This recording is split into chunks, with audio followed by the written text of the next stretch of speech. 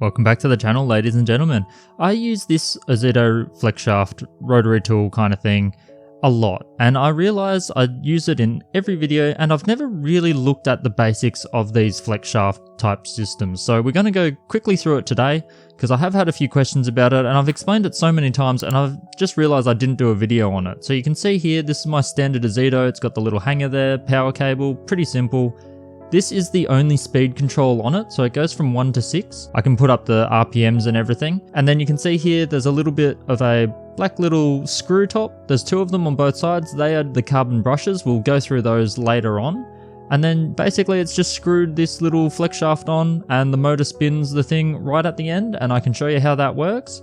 But first, we'll look at the handpiece. This one's a fixed handpiece. It's got a little bit of a hole there that you can shove anything into, and that helps you tighten and loosen it, so it locks the end nut in place. At the moment, that's just a standard nut with a collet system, but I can show you the optional chuck, adjustable chuck. We'll just take this one off so you can have a look at the collet. So that's just a nut, that's what they call a collet. That's just a brass one on the inside that fits all of my burrs. This is the adjustable that I use every now and then. I've faded out of using it lately just because I'm using everything of one size, and so the collet just snug. It's just a snug fit in comparison to this. These do break down over time. I have to lubricate them all the time. It's a little bit annoying, but you can see it can hold a wide range of burrs. Those three jaws will clamp onto just about anything. Remove that, spin that, and that's gonna spin your motor as well. So that's how you get that one all set up.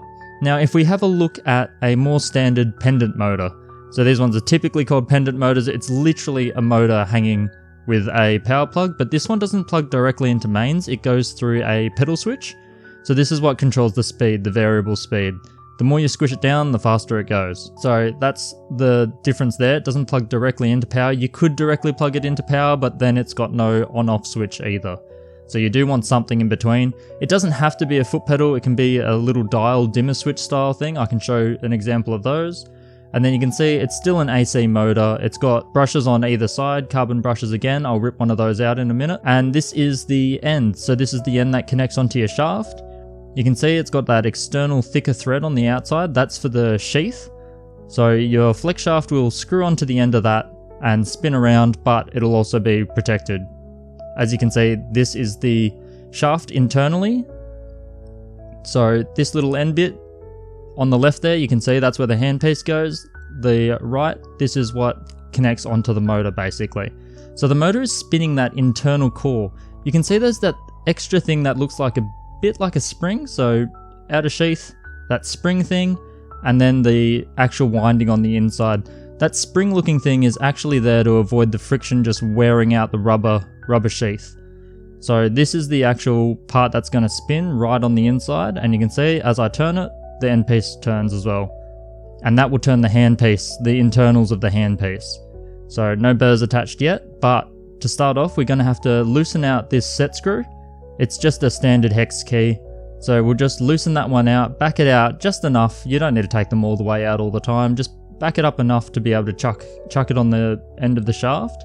And you can see here it's got that flat side, have the flat side up against the set screw. That'll help give it that purchase, that little bit extra purchase, better than a rounded shaft. And then just tighten that on. You don't need to over tighten anything in this. You do want to make sure this one is pretty snug though, because I've heard a lot of people talk about slipping, and this is the part that's slipping. And a lot of people don't actually check this because it's already assembled. But this one you can just pull apart, and most of them you can pull apart. And then the outer side, you just want to check the thread, the direction of it, or you'll be spinning it all day because it might be opposite to what you expect. So screw that on, and then everything's encased and you can spin it away and not get tangled up in it. So you can see here, if you try to twist it now, it's going to get the full resistance of turning the motor as well. So all connected, all good. This is the handpiece. So there's a lot of different handpieces. You can see this one, I can't put collets in. This is a standard fixed three-piece jaw. So it's got a little key that you use to tighten and loosen, as you can see, just like the other system, the adjustable chuck. This is also an adjustable chuck. Not as good a hold as the collets, but it gets the job done for sure. Now this one's got a flex shaft with a bit of a keying system on it, so you've just got to put it in. It won't just straight away fit. You're going to have to turn the end until it lines up, and then it's just a quick push connect. Bam, locked on. And that's it. That's it fully assembled. So you can lubricate a little bit on the inside just to make sure that inner winding doesn't rub against the spring looking thing, but you don't want to overdo it, and it should be pretty good normally. Just don't let dust and water and stuff get in there. Plug it into your whatever intermediate you've got. Here in this case, it's just the foot pedal. And then that plugs into the mains. I've got the Aussie plug there, 240 volts, and just testing out the spring on it. I don't like the foot pedals, but it's what I've got for this one. And I did promise I'd show you the carbon brushes. This is something people get really confused about. So just screw that off. It pops off because there's a little bit of a spring mechanism. The carbon brush is the piece that's attached to the end of the spring. You'll see it just there. So if you think of a graphite pencil, that's basically what you've got.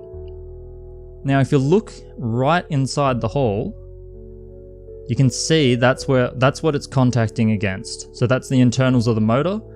This is just giving it that connection for the electricity to pass through. And there's one on each side, and you can see the end of the brush has a slight curve, and that's because the motor is curved. So you just need to make sure you get it in the right way, otherwise you will potentially cause issues and break your carbon brushes. They are super cheap and everything, it doesn't really matter. And then you just cover them up. You're not needing to clamp them down real hard and screw this in a long way. You just need to put it in enough so that the spring does its job and holds it up against the face. You don't want to push it up against the motor too much. It'll wear out faster and potentially just break. So same thing on both sides for that. Pretty simple, but it does trip a lot of people up.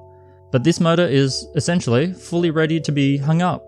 Not a lot of other things about it. It's literally a spinning AC motor that is just hanging there right next to your ear and spinning the little burr in your hand. Keeps the motor away from the water. It's a really good system. Thumbs up to both of them. And yeah, hopefully that helps. See ya.